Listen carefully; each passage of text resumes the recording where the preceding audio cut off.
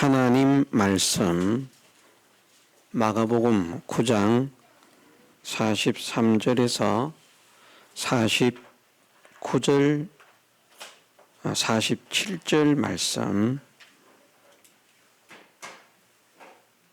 읽어드리겠습니다.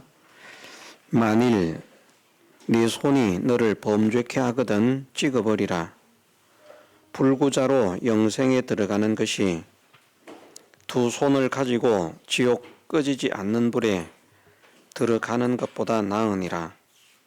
만일 네 발이 너를 범죄케 하거든 찍어버리라.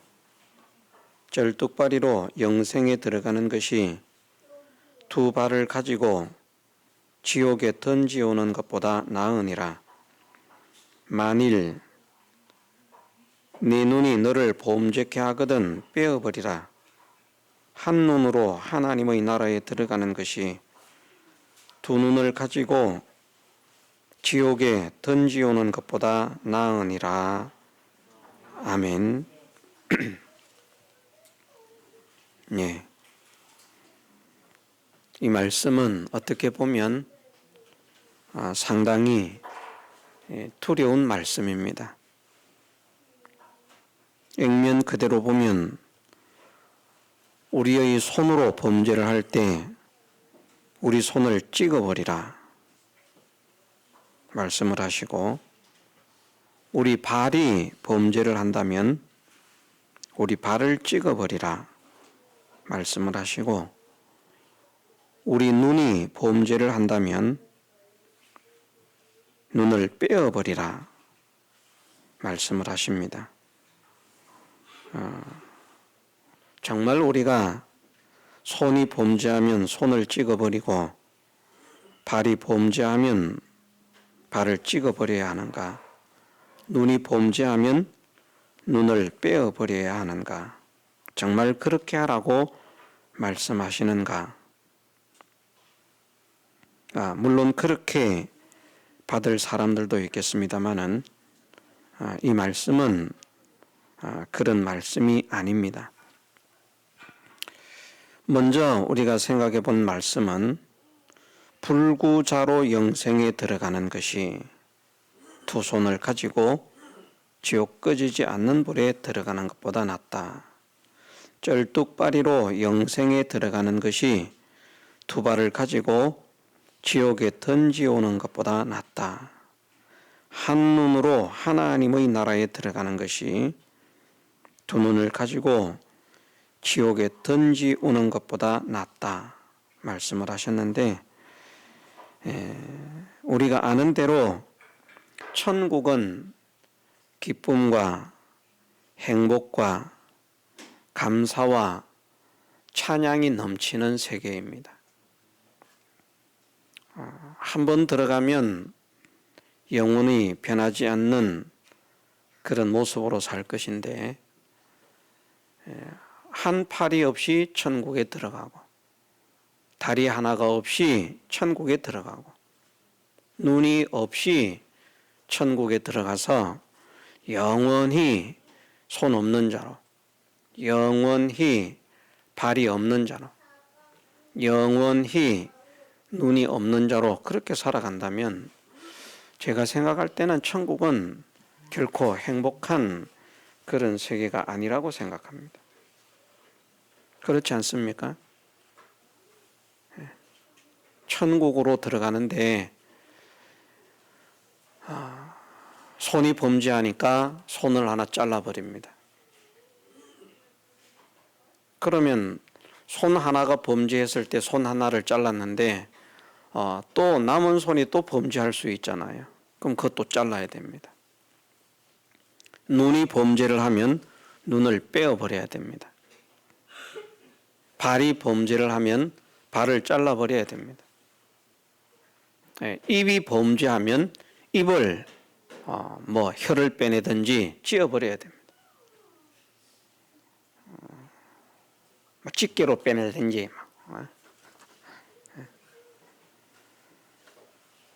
마음이 범죄하면 그 마음은 또 어떻게 해야 되겠습니까?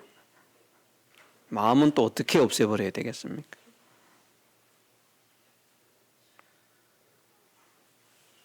천국은 워낙 기쁘고 즐거운 세계니까 그렇게 지체가 하나씩 없어도 또는 지체 전부가 없어도 행복하게 살 수 있다. 훨씬 행복하다. 완전한 지체로 지옥에 들어가는 것보다 불구자로 영원히 사는 것이 행복하다. 그런 말씀이 아닙니다.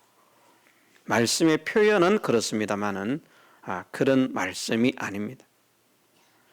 만일 이 말씀이 액면 그대로의 말씀이라고 하면 초대교회로부터 예수님의 부활하시고 성천하신 이후에 뿐 아니라 사실은 예수님께서 살아 계실 때에도 마찬가지일 것이고요. 육체를 입고 우리와 같은 육체를 입고 이 땅에 계실 때에도 만일 이 말씀이 액면 그대로인 말씀일 것 같으면 제자들이 눈으로 범죄하면 그 눈 빼버려라. 지금 그 눈 달고 있지 마라. 그렇게 명령하셨을 것이고 또 손으로 범죄를 안 하지 않았을 것인데 그렇다고 하면 너 지금 당장 손을 찍어버려라. 네가 못 찍으면 내가 찍어준다. 그렇게 하지 않으셨고요. 예수님께서 부활하시고 성천하신 이후에 오순절 성령의 강림으로부터 시작된 이제 신약교회, 그리스도의 교회, 그 초대교회 시대로부터 이렇게 범죄함으로 인해서 손과 발과 눈을 찢고 빼어버리는 그런 일을 하지 않았습니다. 바울은 죄를 짓지 않았겠습니까? 베드로는 죄를 짓지 않았겠습니까? 바울도 예수님을 만난 뒤에 죄를 지었습니다. 베드로도 성령의 충만함을 받은 이후에 죄를 지었습니다. 그러나 그들이 죄를 지었다고 해서 그 죄를 지은 그것이 손이든지 아니면 눈이든지 아니면 발이든지 귀도 마찬가지입니다. 귀도 죄악된 것에 귀를 솔깃하게 기울이는 그런 것이 있지 않습니까? 귀도 그럼 베어버리고 귀를 벤다고 소리가 안 들리는 것은 아니겠습니다만은 어쨌든 그렇게 하고 죄를 지을 때마다 자기의 지체를 상하게 하는 이런 일은 기독교 역사에 바른 믿음을 가진 사람이라고 하면 그런 일이 없습니다. 사이비한 그런 믿음, 잘못된 믿음을 가진 사람들 중에서는 혹 그런 사람들이 있을 수 있었습니다. 그러나 바른 믿음을 가진 사람들로서는 신앙의 정통을 계대해온 그런 믿음의 사람들로서는 이런 일을 행한 사람이 없다. 다 죄를 안 지어서 그런가? 죄를 지었지만 그렇게 하지 않았다는 것이죠. 우리가 분명하게 알아야 할 사실은 천국은 불완전한 지체로 살아가는 것이 아닙니다. 우리가 이 몸을 찍어버리고 불구자로 천국에 들어가는 것 아닙니다. 우리가 이 몸을 가지고 천국에 들어가는 것이 아니기 때문에 우리를 위해서 이미 하늘에 속한 신령한 몸을 예비하셨다라고 말씀하시고 있습니다. 육의 몸이 있은즉 또한 신령한 몸이 있느니라. 신령한 몸을 앞으로 준비하는 게 아니고요. 그 말씀을 하시고 있는 시점에 육의 몸이 있는 것처럼 신령한 몸도 있다는 것입니다. 예비되어 있다. 하나님의 나라에 들어갈 때에는 지금 우리가 가지고 있는 이 육체를 가지고 들어가는 것이 아닙니다. 많은 사람들이 지금 가지고 있는 이 육체가 부활해서 천국을 간다고 믿고 있습니다.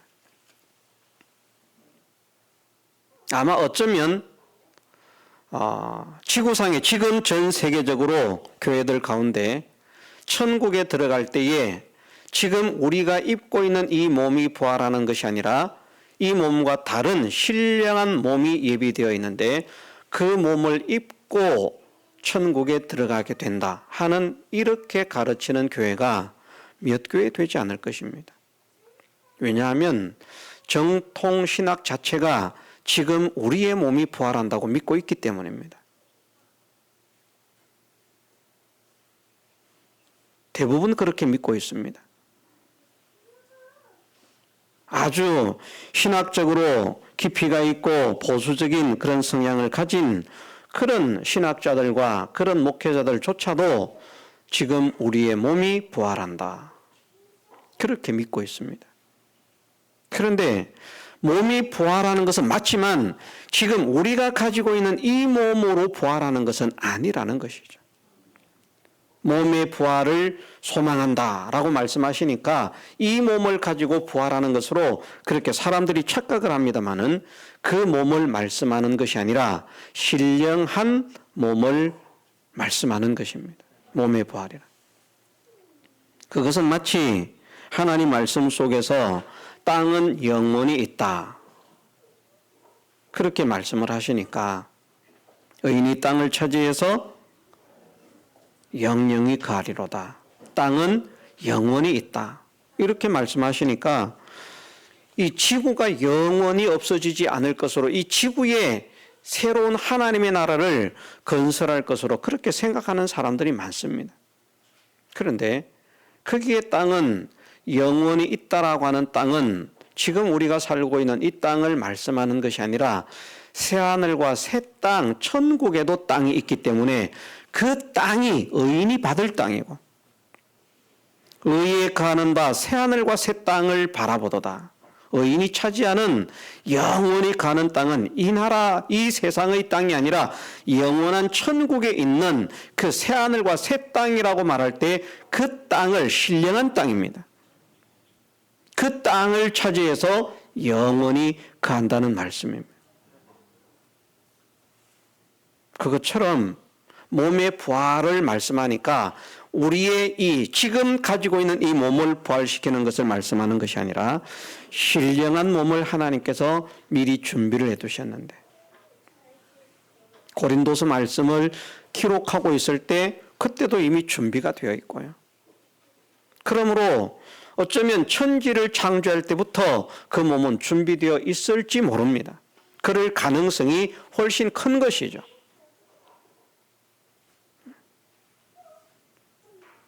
신약 시대의 성도들에게만 신령한 몸이 예비되어 있고 구약의 성도들에게는 신령한 몸이 예비되어 있지 않았을까? 그렇게는 생각할 수 없기 때문에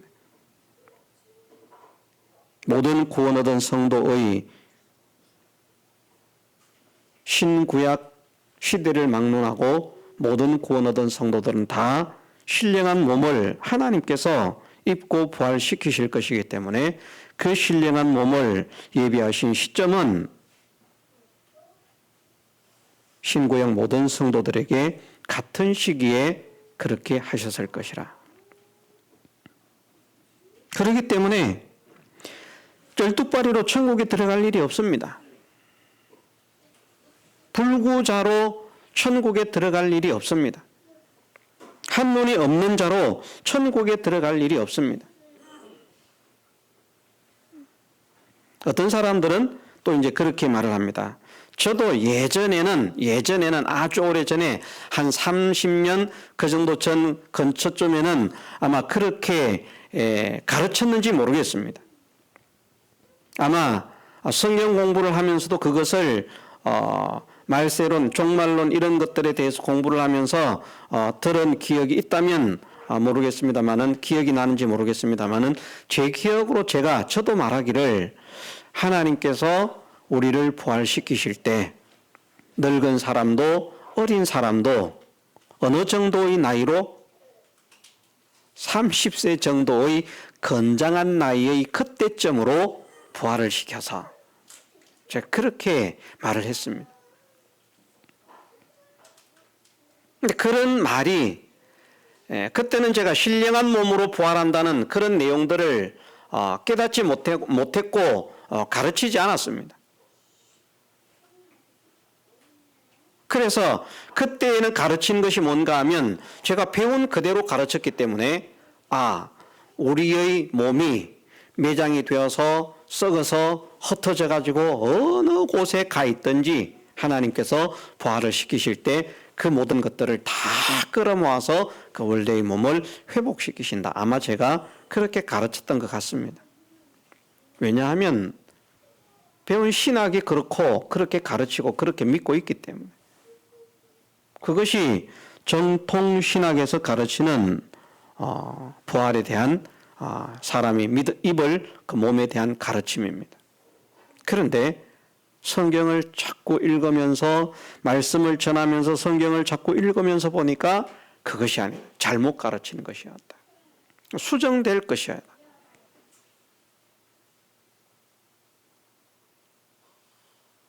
왜냐하면 성경에서 분명하게 우리가 지금 입고 있는 이 몸이 있는 것처럼 하늘에 속한 몸이 있고 신령한 몸이 있다는 것을 성경에서 말씀을 하시고 있기 때문에. 그걸 안 믿으면 성경을 안 믿는 것이죠.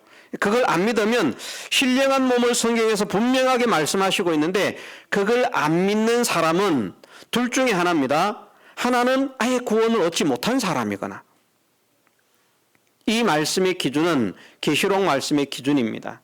이 말씀에서 하나라도 이 말씀에서 이 예언의 말씀에서 하나라도 빼고 가르치는 자 빼면 거룩한 성에 참여함을 제하여 버린다. 그 기준에 해당한다고 하면 구원 자체가 없습니다. 그런데 이제 다른 기준이 또 하나 있죠.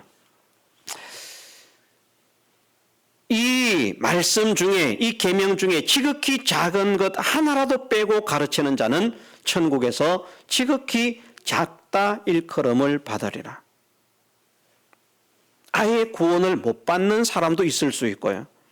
구원을 받는 사람도 있을 수 있는데 구원을 받는 사람도 어느 정도의 수준인가? 천국에서 작은 자. 일단은 제가 오늘인지 어젠지 저희 집사람에게 사모에게도 그런 말을 했습니다만 우리는 태생이 다르다. 우리는 천국의 귀족 출신들입니다. 자부심을 가져야 됩니다. 왜? 우리는 성경에 있는 대로 성경을 믿으려고 하는 사람들이기 때문에.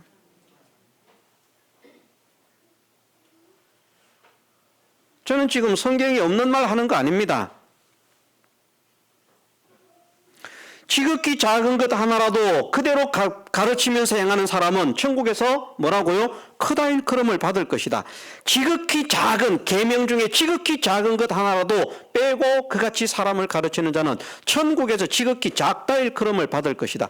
분명히 성경에 우리의 지금 입고 있는 이 육의 몸이 있는 것처럼 하늘에 속한 신령한 몸이 있다는 것을 말씀하시고 있는데 고린도서에 말씀하시고 있습니다. 말씀하시고 있는데 그런데 그걸 부정하는 거예요. 아니다. 우리가 부활하는 것은 신령한 몸으로 부활하는 게 아니라 이 몸이 그렇게 하나님의 신기한 능력으로 쫙 그렇게 해서 모아가지고 원소를 분자를 다 모아서 그렇게 몸을 회복시키는 것이다.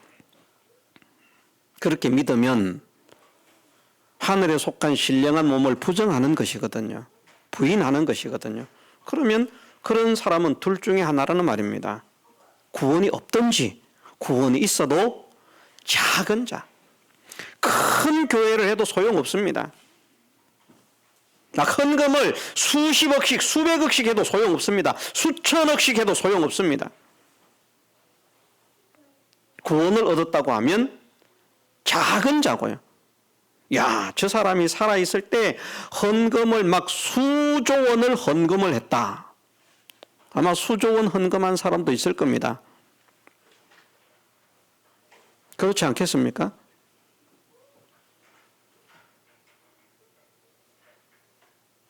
그러면 사람들이 야, 저 사람은 하나님 나라의 큰 자가 되겠다.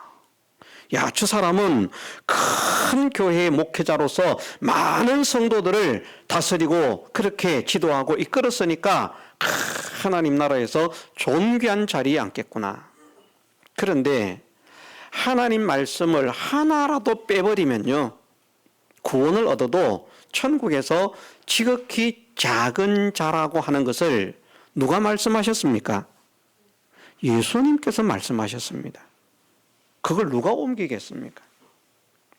예수님이 그렇게 말씀하셨지만 절대 그럴 리가 없다. 우리는 그냥 이렇게 믿는 대로 믿으면 된다.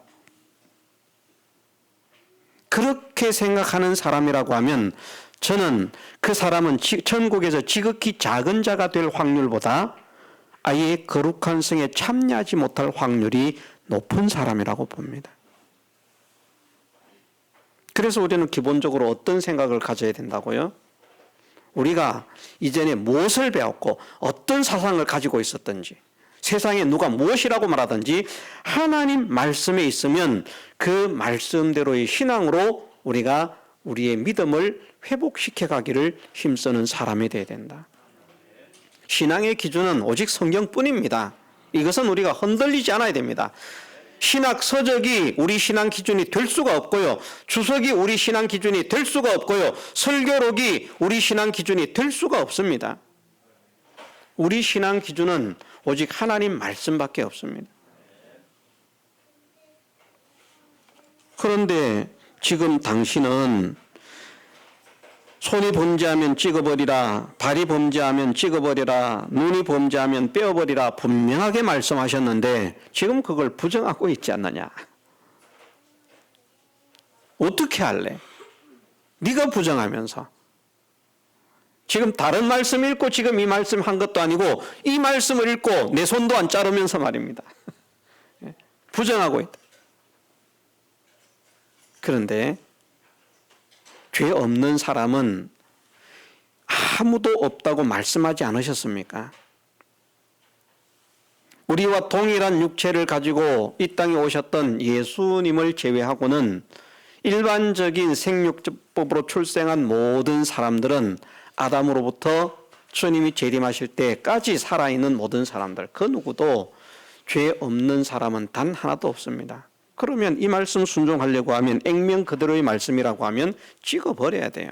사도들도 눈 빼고 또 한쪽 눈 또 눈 빼고 귀 다 잘라버리고 그냥 입도 그냥 다 뭉개버리고 그냥 꿰매든지 손도 다 잘라버리고 발도 다 잘라버리고 모가지도 잘라버리고 그냥. 그런데 그렇게 한 사람이 있는가? 없다는 말씀입니다. 그러면 이 말씀은 어떤 말씀인가? 이런 각오를 할 만큼 죄를 싫어하고 멀리 하라는 말씀입니다. 이런 각오를 할 만큼 내가 죄를 지으면 손을 잘라버리겠다. 이 손으로 죄를 짓는다면 이 손을 잘라버리겠다 라고 각오를 하고 결단을 할 만큼 손으로 범죄하지 않기를, 눈으로 범죄하지 않기를, 입으로 범죄하지 않기를, 발로 범죄하지 않기를 소원하고 힘쓰는 사람이 되라는 것이죠. 그 사람을 하나님께서 기뻐하시는 것입니다. 그 사람을. 눈이 범죄해도 예사, 귀가 범죄해도 예사, 손이 범죄해도 예사, 발이 범죄해도 예사, 눈이 범죄해도 예사. 그런 사람이 아니라 눈으로 죄를 지으면 내가 이 하나님께서 주신 이 눈으로 은혜로운 삶을 살아야 되는데 은혜로운 것을 관계하고 보고 하는 사람이 되어야 되는데 내가 죄악된 것을 바라보는 그런 눈을 가지고 있습니다. 하나님, 나를 불쌍히 여기시고 나의 눈을 밝히셔서 인도하셔서 하나님께서 기뻐하시는, 사랑하시는, 좋아하시는, 하나님을 섬기고 위하는, 믿고 순종하는 그것을 보고 듣고 말하게 하시고 행할 수 있는 그런 사람이 되게 하옵소서.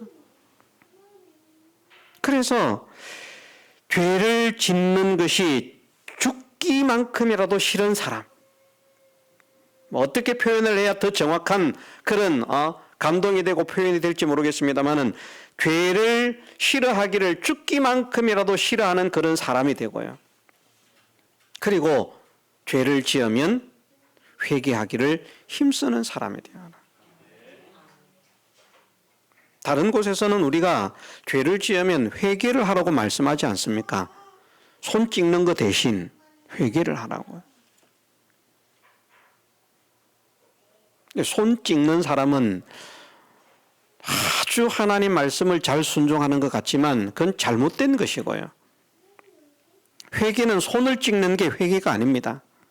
그 손으로 다시 죄를 지을 수밖에 없는 그 현실을 만났을 때 그 손이 죄를 짓는 그 손길을 거두고 의를 행하는 손으로. 그래서 다른 곳에서는 어떤 식으로 표현을 하십니까? 도둑질을 하던 사람은 도둑질을 회개해서 도둑질을 하지 않을 뿐 아니라 다른 사람을 도울 수 있는 그런 사람이 되라. 그냥 남의 물건만 보면 탐이 나가지고 그냥 자기도 모르게 손이 나가서 슬쩍 훔쳐오는 거예요. 그러던 사람이 그것을 회개하고, 회개하는 것은 손을 찍어버리는 것이 아니죠. 손 찍어버리고 무슨 일을 하겠습니까?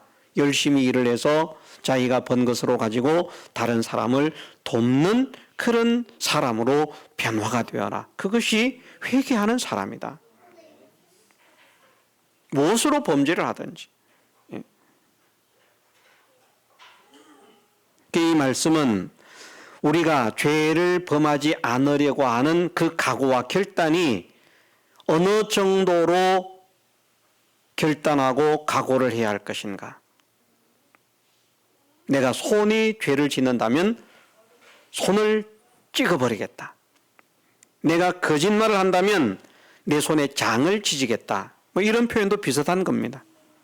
내가 약속을 틀림없이 지키겠다. 약속 안 지키면 내 손에 장을 찢으겠다. 그런데 실없이 장 찢으겠다고 해놓고 약속 안 지키고 안 찢이는 사람 많더라고요.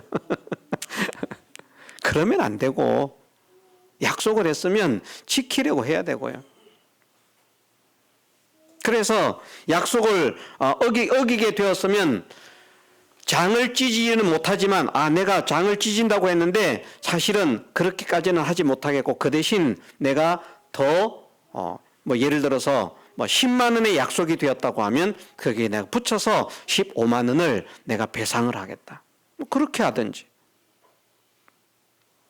약속을 지키려고 하는 그런 사람이 돼야 되는데 그냥 지금 당장만 어물쩍 넘기기 위해서 그 자리만 모면하고 빠져나가기 위해서 거짓 약속을 하는 그런 사람도 있습니다만 우리가 그런 사람이 되어서는 안 되겠고 정말 내가 죄를 짓지 않기를 이렇게 각오하는 사람이 되어야 되겠다. 그래서 다른 곳에서는 또 어떻게 말씀하시는가 하면 피를 흘리기까지 죄를 대항해야 되거든요. 피를 흘리기까지 죄를 대항한다는 말은 죽기까지 대항하라는 말씀입니다. 그래서 아까 말씀드린 게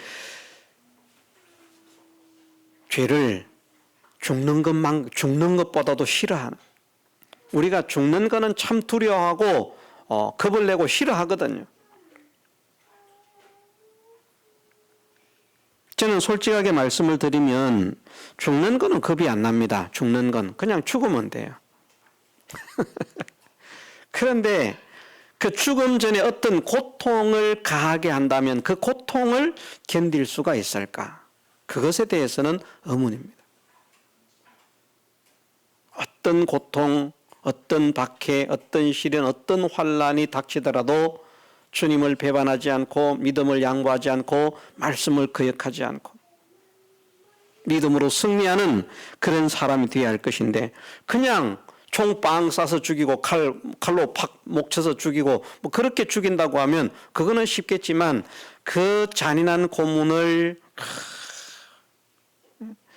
손가락 손톱 밑마다 뭐 바늘이든지 대나무든지 그런 것으로 찔러서 쑤셔 넣고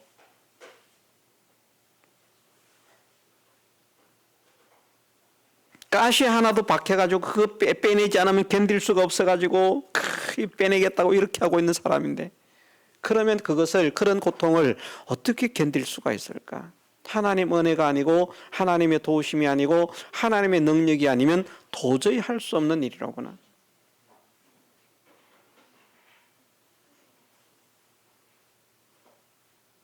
저는 그런 생각을 가집니다만은 말은 또 이렇게 해도 막상 죽을 때가 되면 죽기 싫어할지도 모릅니다. 그때 가봐야 알죠. 그렇지 않습니까? 저희가 장담하지만 실제 환경이 닥쳤을 때는 어떻게 될지 모릅니다.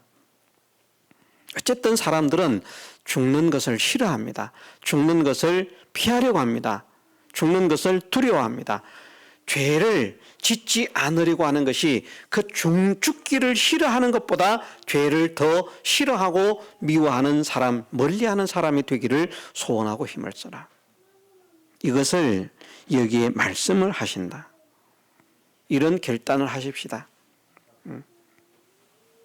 내가 죄를 짓지 않으려고 하는 것이 내 마음이 정말 내 손이 죄를 짓는다면 이 손을 찍어버리고 싶을 그런 마음만큼 강렬한 그런 소원을 가지고 각오와 결단을 가지고 죄를 짓지 않기 위해서 애를 쓰는 사람이 되게 하옵소서. 그건 말도 마찬가지죠. 우리가 믿음의 사람이 거짓말도 그냥 예사로 하는데 거짓말도 그냥 예사로 하면 안 됩니다. 내가 말에 거짓말이 되지 않도록 하나님께서 은혜를 주옵소서. 사실은 어떻게 보면 하나님께서 제일 미워하시는 것이 거짓말이라고 할 수 있고요. 하나님의 속성과 제일 맞지 않는 것이 거짓말이라고 할 수 있습니다. 왜? 하나님은 당신의 이름을 여호와로 알려주시면서 당신은 참되신 분, 진실하신 분이라는 거거든요. 약속을 어기는 일이 없으니까, 계약을 어기는 일이 없으니까, 선포하신 것을 선포해놓고 그냥 내가 언제 그랬는데 난 모르는데 이런 분이 아니니까, 헌을 하지 않는 분이니까, 결코 거짓말을 하지 않으시는 분이니까. 하나님의 진실하심을 나타내는 이름이 여호와라는 말씀입니다. 이렇게 해석하면 잘못 해석한다. 사람들이 그렇게 말할지 모르겠지만 결국 그렇게 연결이 됩니다. 왜? 약속하신 것을 지키시고 선포하신 것을 이루시고 계약하신 것을 이행하시고 반드시 되게 하고야 마시는 그런 분이다. 그것이 여호와라는 이름의 뜻이기 때문에 그럼 그게 뭔가 하면 거짓말을 하지 않는다는 겁니다. 그래서 거짓은 누구에게 속한 것입니까? 마귀에게 속한 것. 거짓은 어떤 것이든지 거짓말은 마귀에게 속한 것이다. 그럼 내가 거짓말을 한다면 그것은 하나님께로부터 나온 것이 아니라 마귀로부터 나온 것임을 알고 그것을 회개하고 내가 거짓말을 했습니다. 사람들은 거짓말하고 대수롭지 않게 생각하겠지만 우리는 그 거짓말조차도 크게 생각을 하고 이건 마귀에게 속한 일입니다. 하나님은 결코 기뻐하시지 않는 일입니다. 이런 일을 하지 않도록 하나님 내 마음을 지켜주시고 내 입술을 지켜주옵소서. 그렇게 기도하는 사람, 그런 사람을 하나님께서 기뻐하신다는 것이죠. 죄가 무엇인가 하는 것에 대해서는 다음 시간에 하겠습니다만은 오늘 우리가 이 교훈을 잡으십시다. 이 말씀 속에서 교훈을 잡는 것이 죄를 죽기만큼 싫어하는 사람이 되라.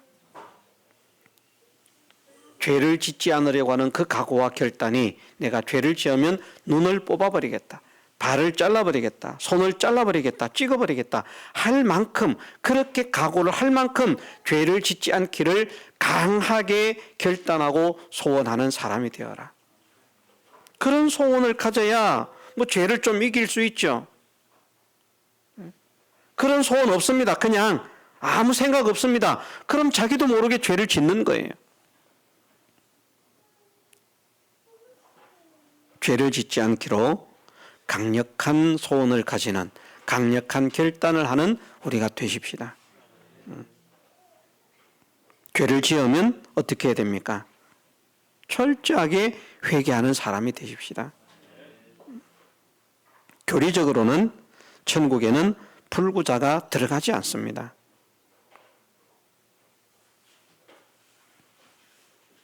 천국은 불구자가 없습니다. 천국은 병드는 자도 없습니다. 천국은 늙는 자도 없습니다. 신령한 몸을 가지고 들어가기 때문에 그 몸을 지금 우리의 이런 지식과 그런 어떤 판단으로서는 평가하고 판단할 수 있는 그런 몸이 아닙니다.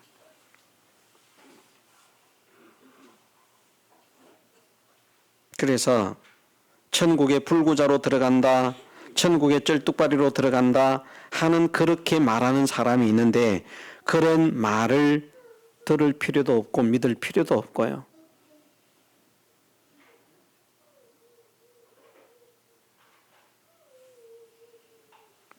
어떤 사람은 천국을 보고 왔는데 참 우스운 말입니다만은 갑자기 웃음이 나오려고 합니다. 천국을 보고 왔는데 입만 왔더라는 거, 입만. 말만 믿어가지고 행동은 하나도 안 믿고 말만 조잘 말로만 믿어가지고 천국에 왔는데 입만 따고, 그게 무슨 소용이 있습니까? 그게.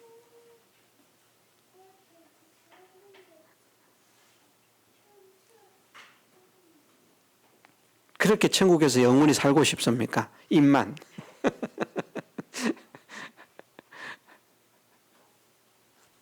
절대 그런 하나님이 아닙니다. 완전한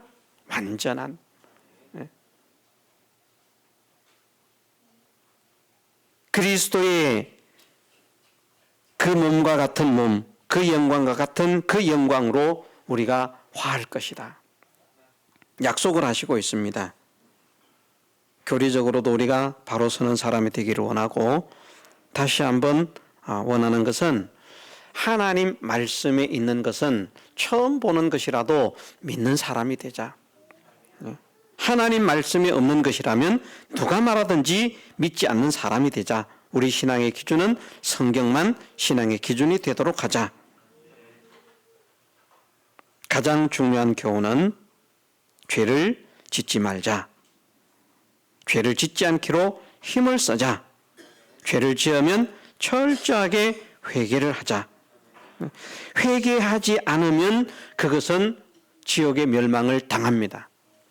그 사람이 구원을 받아서 천국에 가도 그 사람의 공력이 불에 탄다라고 말씀을 하셨습니다.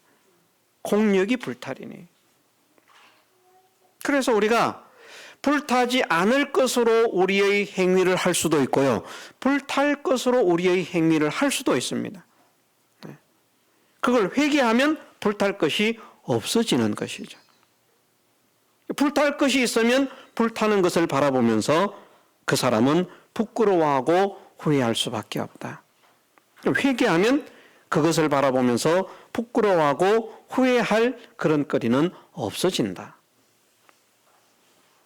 이 말씀을 우리가 가슴에 담고 기억하면서 우리 남은 생애를 살아가는 동안에 어찌하든지 우리 육신으로서 어떤 죄를 짓든지 우리 마음으로서 어떤 죄를 짓든지 그 모든 죄들에 대해서 그 죄와 단절된 그런 삶을 살아가는, 성결한 삶을 살아가는 하나님의 거룩한 자녀가 되게 하옵소서. 그리스도의 거룩한 지체가 되게 하옵소서. 우리가 함께 기도하면서 소망하면서 달려가게 해주시기를 주님의 이름으로 축원합니다. 다 같이 통성으로 기도드리겠습니다.